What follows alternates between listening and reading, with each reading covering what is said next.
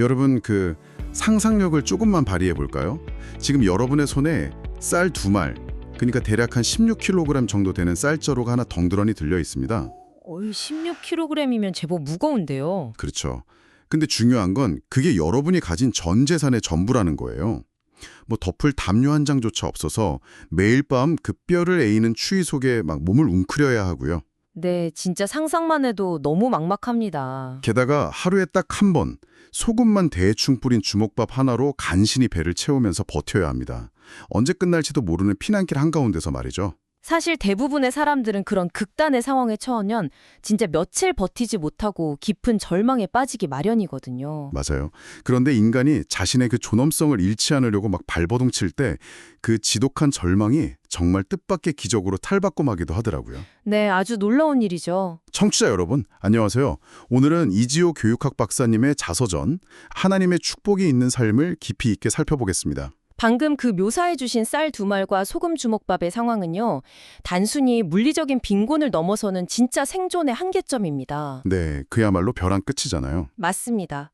오늘 우리가 깊이 파헤쳐볼 이 기록은요. 그냥 한 개인의 눈물겨운 피난길을 넘어서는 아주 깊은 통찰을 담고 있어요. 오, 어떤 통찰인가요? 생과 사가 엇갈리는 그 벼랑 끝에서 인간이 어떻게 무너지지 않고 버텨내는지, 그리고 당시에는 도무지 이해할 수 없었던 그 원망스러운 우연이 있잖아요. 네네. 그 우연이 오랜 세월이 흐른 뒤에 저자의 삶에서 어떻게 하나님의 기적으로 재해석되는지 그 과정을 아주 치밀하게 보여주는 자료입니다. 기대가 되는데요. 그럼 우리 바로 짐을 싸서 보름도라는 섬으로 한번 들어가 보죠. 네, 좋습니다. 당시 보름도는 그 이북과 연백 등지에서 몰려된 피난민들로 섬 전체가 막 발 디딜 틈 없이 꽉 차 있는 뭐랄까 생지옥 같은 곳이었어요. 네, 저자는 운 좋게 고향 사람들을 만나서 어느 집 사랑채에 머물게 되긴 하는데요. 상황은 여전히 암담합니다. 앞서 말씀하신 대로 가진 건 그 쌀 2마리가 전부니까요. 그렇죠. 게다가 낮에는 할 일이 없잖아요. 사람들이 그냥 모여가지고 우리 언제쯤 고향에 돌아갈 수 있을까 이런 막 막연하고 공허한 이야기만 나누면서 시간을 보내거든요. 네, 진짜 피말리는 기다림의 연속인 거죠. 그런데 제가 이 기록을 보면서 정말 흥미로웠던 지점이 하나 있었어요. 어떤 부분이죠? 이 비참한 상황 속에서도 막 낙심해가지고 스스로 목숨을 끊는 사람이 단 한 명도 없었다는 사실이에요. 아, 그거 심리학적인 관점에서 보면 굉장히 이례적인 현상입니다. 아, 진짜요? 왜 그런 건가요? 인간의 가장 기본적인 욕구, 그러니까 식욕이나 안전에 대한 욕구가 완전히 차단된 상태잖아요. 그렇죠. 먹을 것도 없고 언제 죽을지도 모르고요. 이런 극한 환경에 장기간 노출되면 보통은 극도의 우울감이나 그 학습된 무기력이라고 하죠. 거기에 빠지기 마련이거든요. 아무리 발버둥 쳐도 상황을 바꿀 수 없다고 뇌가 포기해버리는 그건 말씀이시죠? 네, 맞아요. 그런데 역설적으로 모든 것이 무너진 그 가장 밑바닥에서 생존을 향한 원초적인 본능이 오히려 더 강렬하게 타오른 겁니다. 와, 생존 본능이 오히려 더 폭발한 거네요. 네, 어떻게든 살아야겠다. 는 의욕으로 가득 차 있었던 거죠. 그렇게 살라는 의지가 강했다는 건 이해가 가는데요. 솔직히 저는 그 다음 에피소드를 읽으면서 약간 고개를 갸우뚱했어요. 어떤 에피소드 말씀이시죠? 매일 오후 2시만 되면 그 피난민들이 밀집해 있는 보름도 중심가에 어떤 청년이 딱 나타납니다. 아, 그 완장찬 청년 이야기군요. 네, 맞아요. 한복을 아주 쫙 빼입고요. 왼팔에는 붓글씨로 소대장이라고 쓴 완장을 딱 차고 있어요. 네, 아주 인상적인 장면이죠. 그리고는 세상에서 가장 위풍당당하고 품격 있는 걸음걸이로 그 흙먼지 날리는 중심가를 막 걷는 겁니다. 매일 똑같은 시간, 오후 2시예요. 네, 매일 오후 2시에. 저는 이게 좀 너무 이상했어요. 아니, 당장 내일 굶어 죽을 판에 완장을 차고 산책을 한다고요? 이거 약간 가라앉는 배 위에서 점장 차려입는 거랑 비슷한 거 아닌가요? 겉보기에는 그렇게 보일 수 있죠. 이거 존엄성을 지키는 게 아니라 그냥 현실을 도피하거나 그 아까운 칼로리를 낭비하는 허세처럼 보였거든요. 사실 겉으로만 보면 진짜 현실 감각을 잃은 기행처럼 보일 수 있습니다. 하지만 저자는 이 대목에서 미국의 유명한 철학자 존 듀이의 말을 인용하면서 다르게 해석을 해요. 존 듀이가 뭐라고 했는데요? 존 듀이가 인간의 가장 깊은 본성 중 하나가 바로 나는 중요한 인간이다 라고 느끼고 싶어하는 욕망이라고 했거든요. 나는 가치 있는 사람이다. 이렇게 인정받고 싶은 거예요? 네, 맞습니다. 피난처라는 그 보름도의 공간을 한번 생각해 보세요. 어제까지 내가 가지고 있던 사회적 지위나 직업, 재산이 하루아침에 모두 무용지물이 된 곳이잖아요. 그냥 다 똑같이 굶주린 피난민 1, 피난민 2가 되어버린 거네요? 그렇죠. 자신이 누구인지 증명할 수 있는 모든 사회적 시스템이 증발해버린 겁니다. 아, 세상의 시스템이 다 붕괴되었으니까 자기 스스로라도 그 가치를 어떻게든 증명해야 했다는 뜻인가요? 바로 그겁니다. 그 청년에게 소대장이라는 완장과 한복, 그리고 그 매일 오후 2시의 산책은요, 진짜 미쳐버릴 것 같은 현실 속에서 자신의 자아를 지켜내는 유일한 심리적 방어 기제였던 거예요. 와, 심리적 방어 기제요? 네, 극한의 그 짐승 같은 상황 속에서도 나는 그저 배고프고 비참한 피난민이 아니라 여전히 가치 있는 존재다. 이렇게 끊임없이 스스로에게 암시를 거는 거죠. 듣고 보니까 우리 현대인들도 약간 비슷한 면이 있는 것 같아요. 어떤 점에서 그렇게 느끼셨어요?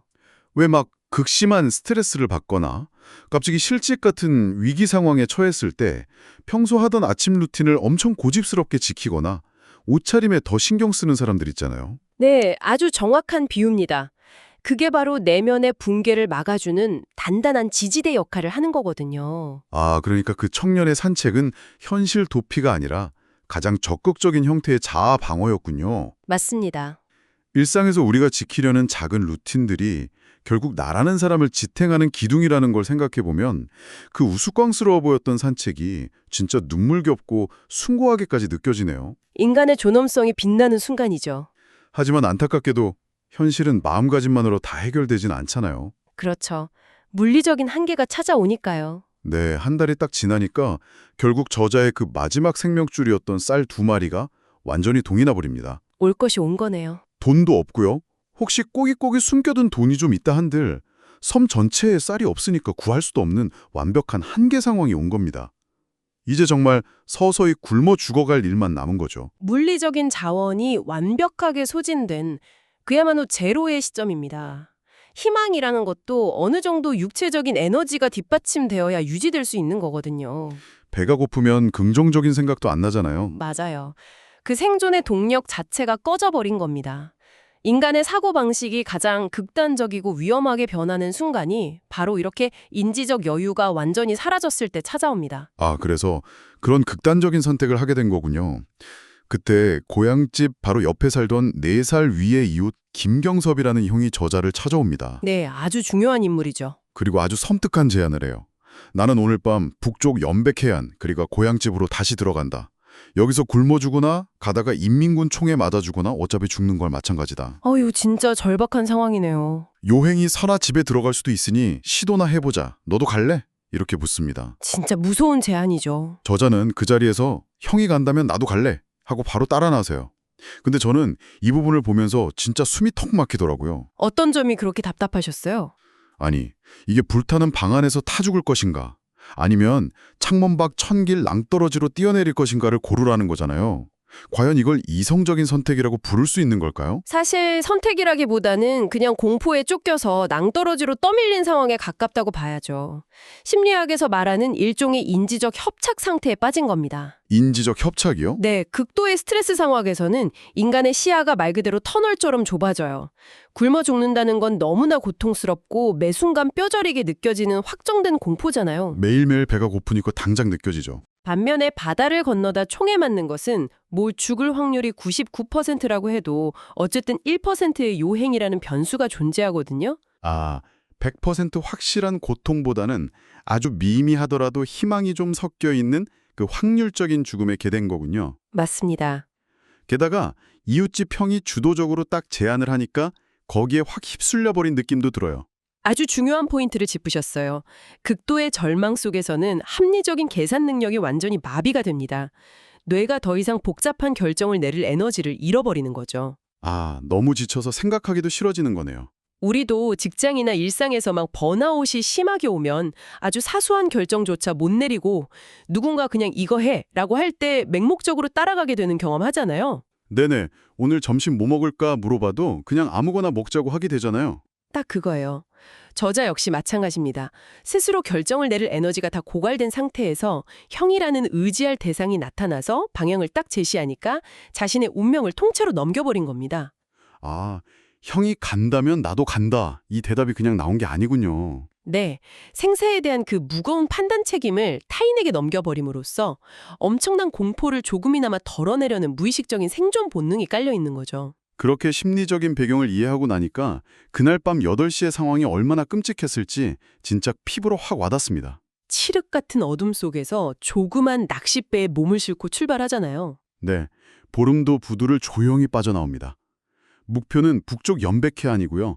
그곳은 인민군들이 유격대를 사살하려고 막 눈에 불을 켜고 경계하고 있는 곳이었죠. 심장이 미친 듯이 뛰고 언제 어디서 총알이 날아올지 모르는 그 극한의 공포 속에서 몰래 노를 저어가는 거예요.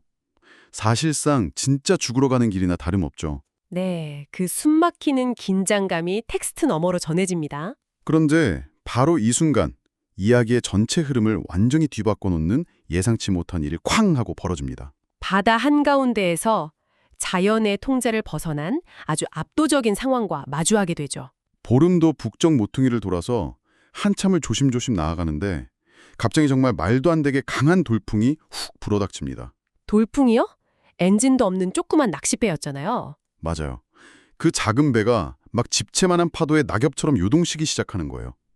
선주가 너무 당황해서 이 강풍에는 절대 못 갑니다. 배가 뒤집혀요. 내일 밤에 다시 가시죠. 이렇게 소리치면서 뱃머리를 확 돌려버립니다. 결국 그 결사적인 탈출 시도는 허무하게 실패로 끝나버린 거네요. 네, 다시 그 끔찍한 굶주림이 기다리는 보름도로 돌아오고 맙니다. 저는 진짜 그 당사자가 느꼈을 좌절감이 상상조차 안 가요. 살기 위해서 진짜 죽을 각오까지 하고 나선 길이었는데 말이죠. 제 비유가 맞을지 모르겠는데 약간 평생을 준비한 세계 여행인데 공항에 딱 도착하자마자 태풍으로 결항돼서 절망한 그런 상황보다 한 1000배는 더 심한 거잖아요. 그 빌어먹을 바람 때문에 마지막 시도조차 거부당한 거니까요. 그 낚싯배 위에 웅크려 있던 20살 청년의 눈에는 그 돌풍이 진짜 너무나 원망스럽고 잔인한 자연재해로 보였을 겁니다. 신을 원망했을 것 같아요. 자신을 다시 그 생지옥 같은 굶주림 속으로 밀어넣는 가혹한 운명 그 자체였겠죠. 하지만 이 문헌의 진정한 깊이는요. 그 20살 청년이 80대의 노년이 되어서 과거를 회고하는 그 시선에 있습니다. 아, 시간이 한참 흐른 뒤의 시선이요? 네.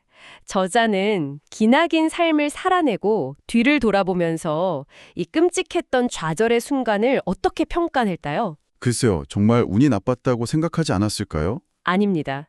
바로 자신의 능력을 초월한 기적이었다고 아주 명확하게 고백합니다. 기적이요?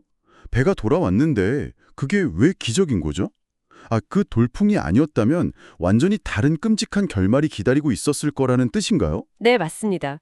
만약 바람이 잔잔해서 예정대로 북쪽 해안에 닿았다면 어떻게 되었을지 한번 전체적인 그림을 조망해보면 명확해집니다. 당시 연백해안은 철통 같은 경계태서였잖아요. 그렇죠. 만약 그밤에 해안에 도착했다면 밤낮으로 경계를 서던 인민군의 총에 맞아서 해변에 발을 들이기도 전에 사살되었을 가능성이 매우 큽니다. 아, 1%의 요행조차 없었을 거란 얘기군요. 100번 양보해서 기적적으로 총격을 피해서 고향집에 숨어 들어갔다고 가정을 해봐도요. 곧바로 인민군에 끌려가서 이름 모를 전투의 총알바지로 전사했거나 아니면 지금쯤 이북에서 우리가 감히 상상할 수도 없는 비참한 억압 속에 살고 있었을 겁니다. 와, 듣고 보니까 진짜 그러네요.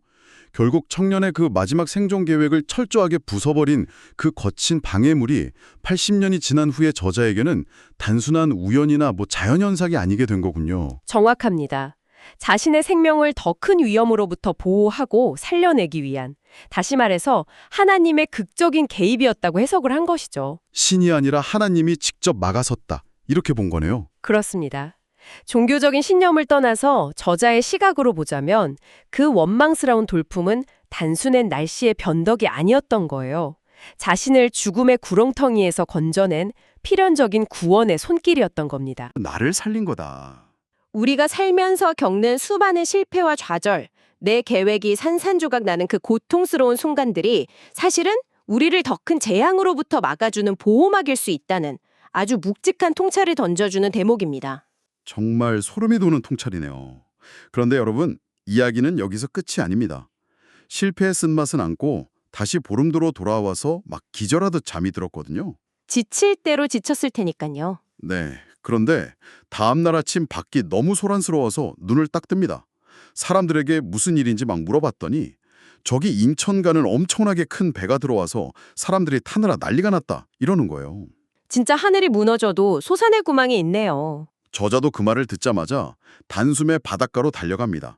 이미 수많은 사람들이 막 앞다투어 짐을 싣고 배에 오르고 있죠. 마음이 엄청 급했겠어요. 저자도 급히 배에 오르려고 발을 내딛는데 갑자기 뱃사람 하나가 팔을 턱 잡더니 뱃삭을 내라고 딱 막아섭니다. 죽음의 고비를 넘기자마자 이번에는 자본이라는 아주 현실적이고 냉혹한 장벽에 부딪힌 거죠. 저자가 막 기어들어가는 목소리로 저 돈 없는데요? 하니까 그 사람이 막 불같이 화를 냅니다.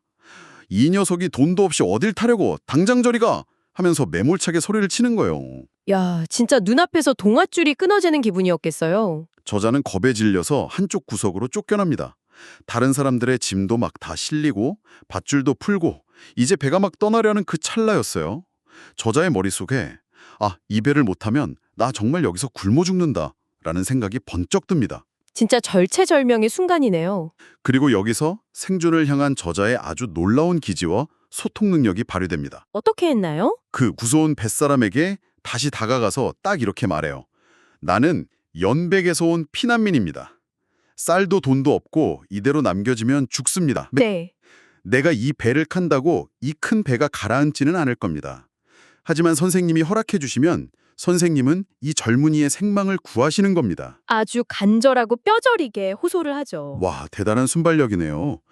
여기서 우리는 잠깐 멈춰서 진짜 중요한 질문을 던져봐야 합니다. 네, 어떤 질문이죠? 왜 그 무서운 뱃사람은 이 말을 듣고 마음을 바꿨을까요? 전쟁통의 피난길이잖아요. 수많은 사람들이 막 몰려드는 그 아수라장에서 돈 없는 사람을 쫓아내는 건 그 뱃사람한테는 너무나 당연하고 일상적인 업무였을 겁니다. 인정사정 봐줄 여유조차 없었겠죠. 그 사람도 자기 일이 바쁘니까요. 그런데 저자의 저 짧은 몇 마디가 그 뱃사람의 행동을 완전히 뒤집어 놓습니다. 맞아요. 진짜 신기했어요. 알았다, 빨리 타라 하면서 선뜻 손을 내밀었단 말이죠. 어떻게 그 차갑게 얼어붙어 있던 마음을 단숨에 녹일 수 있었던 걸까요? 저자가 상황을 규정하는 틀, 그러니까 패러다임을 완벽하게 바꿨기 때문입니다. 패러다임을 바꿨다고요? 네. 처음 저자가 배를 타려 했을 때 그곳은 돈과 승성권이라는 물리적이고 경제적인 가치가 교환되는 시장이었습니다. 돈이 없으면 거래가 성립하지 않는 게 당연한 룰이죠. 자본주의의 기본이죠. 그런데 저자는 선생님은 이 젊은이의 생명을 구하시는 겁니다. 라는 말을 통해서 이 상황을 단순한 경제적 거래에서 도덕적이고 인류애적인 가치의 영역으로 확 끌어올렸습니다. 돈을 내고 자리를 사는 게 아니라 생명을 살리는 문제로 프레임을 바꿔버린 거군요. 그렇습니다. 전쟁이라는 참혹한 환경 속에서 사람들은 막 스스로를 생존에만 집착하는 짐승처럼 느끼기 쉽잖아요. 그렇죠. 뱃사람 역시 매일 사람들을 매몰차게 쫓아내면서 자신의 인간성에 엄청난 상처를 입고 있었을지 모릅니다. 그런데 저자는 상대방에게 돈을 징수하는 차가운 통제자의 역할 대신에 한 인간의 생명을 살려내는 구원자라는 아주 숭고한 역할을 부여한 겁니다. 와, 당신의 그 작은 허락 한 번이 한 사람의 우주를 구하는 위대한 결정이다. 이렇게 의미를 부여해 준 거네요. 네, 결국 그 뱃사람 내면 깊은 곳에 숨겨져 있던 선한 본성, 인간에 대한 연민, 그리고 자신이 가치 있는 결정을 내릴 수 있다는 권능감을 정확하게 건드린 겁니다. 와, 뱃사람의 심리까지 들여다보니까 상황이 훨씬 더 놀랍게 다가오네요. 살기 위한 한 인간의 절박함이 경제 논리를 뛰어넘어서 다른 인간의 영혼을 울려버린 거잖아요. 네, 진심이 통하는 순간이죠. 그 덕분에 저자는 떠나려는 마지막 배에 극적으로 올라타서 무사히 자유의 땅 인천에 도착하게 됩니다. 생각해보면 그 보름도에서의 일련의 사건들이 전부 하나로 아주 촘촘하게 연결되어 있다는 느낌이 들어요. 맞습니다. 사건들이 마치 아주 정교하게 설계된 톱니바퀴처럼 찰칵찰칵 맞물려 돌아가죠. 만약 보름도에서 쌀이 며칠만 더 늦게 떨어졌다면 어땠을까요? 이웃집 형이 찾아왔을 때 배가 부르니까 안 가겠다고 고집을 폈겠네요. 그렇죠. 또 만약 바다 한가운데서 돌풍이 딱 10분만 늦게 불었다면 어떻게 됐을까요? 이미 해변에 닿아서 인민군 총에 맞았겠죠. 네. 그리고 다음 날 아침 뱃사람이 끝내 고개를 저었다면 인천으로 탈출하지 못하고 보름도에서 서서히 죽음을 맞이했을 겁니다. 진짜 하나라도 어긋났다면 지금 우리가 보고 있는 이 기록은 세상에 존재할 수 없었겠네요. 바로 그것이 핵심입니다. 저자가 자신의 80년 삶을 반추하면서 이 모든 과정을 단순한 행운의 연속이 아니라 하나님의 축복이 있는 삶이라고, 즉 보이지 않는 손에 의해 완벽하게 설계된 기적이라고 부르는 이유가 바로 여기에 있습니다. 아, 그래서 제목이 그렇게 나온 거군요. 네. 우리는 현재의 절망적인 상황 속에 갇혀 있을 때 그 고통의 조각들이 미래의 어떤 거대한 그림을 완성해낼지 결코 볼 수 없으니까요. 오늘 우리가 함께 살펴본 이 기록이 정말 가슴 깊은 여운을 남깁니다. 처음에는 그냥 피난민의 비참한 생존기인 줄로만 알았거든요. 네. 겉보기엔 그럴 수 있죠. 근데 그 안에 인간의 존엄성, 심리적인 한계, 그리고 삶을 해석하는 방식까지 진짜 참 많은 이야기가 담겨 있었네요. 우리 모두의 삶에는 각자의 보름도가 있고 또 우리가 통제할 수 없는 캄캄한 밤바다, 그리고 예상치 못한 돌풍이 불어닥치기 마련이잖아요. 그렇죠. 누구나 위기는 겪으니까요. 이 기록이 우리에게 주는 진정한 메시지는요, 그 순간의 절망과 두려움에 완전히 매몰되지 않는 것이 얼마나 중요한지 알려주는 것이 아닐까 합니다. 맞습니다. 오늘 깊이 있는 탐구를 마무리하면서 청취자 여러분과 이런 생각을 함께 나눠보고 싶어요. 네, 어떤 생각이죠? 극도의 위기에서 살아남은 사람들은 종종 자신의 생존을 단순한 우연이 아니라 어떤 필연이나 기적으로 해석하곤 합니다. 저자 역시 80년의 세월을 돌아보면서 그날의 돌풍을 하나님의 개입으로 의미화했잖아요. 네, 아주 확고한 믿음이었죠. 그렇다면 이런 의미 부여는 단순히 과거의 상처를 아름답게 미화하는 작업일까요? 아니면 살아남은 자가 짊어져야 할 무거운 트라우마와 죄책감을 견뎌내고 앞으로 남은 삶을 더 가치 있게 살아가게 해주는 가장 강력하고 필수적인 심리적 치료제일까요? 아주 묵직한 질문이네요. 여러분, 지금 당장 여러분의 발목을 잡고 있는 그 짜증나는 돌풍이 어쩌면 여러분을 더 큰 위험으로부터 지켜주고 더 나은 길로 안내하기 위해 불어온 하나님의 숨결이나 기적은 아닐까요? 시각을 조금만 바꾸면 세상이 달라 보이죠? 네, 과거의 아픔을 어떻게 해석하느냐가 내일의 우리를 어떻게 바꾸어 놓는지 한 번쯤 깊이 고민해 보셨으면 좋겠습니다. 오늘 함께 해주셔서 감사합니다. 다음 시간에도 흥미로운 자료와 함께 돌아오겠습니다.